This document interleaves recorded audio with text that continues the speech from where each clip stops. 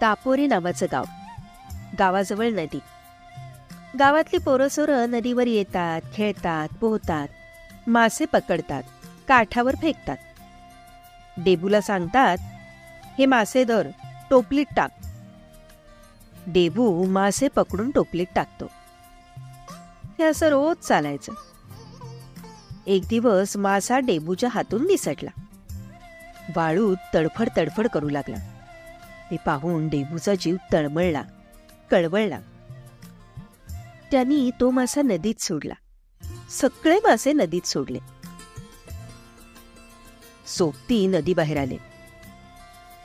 पाहतात तर टोपलीत एकही मासा नाही. त्यांनी डेबूला विचारलं. डेबूने खरं खरं सांगितलं. सोबती चिडले. त्यांनी डेबूला मारलं.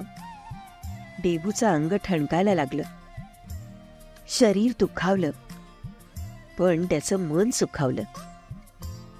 डेबूला आठवलं, आई म्हणायची, गाई गुरांवर माया करा, पाखरांवर दया करा.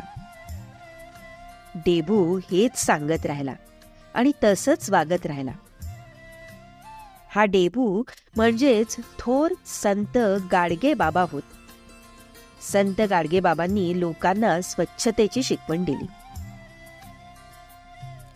तुम्हाला आमचा चॅनल आवडला असेल तर जरूर सबस्क्राईब करा आणि लाईक करा.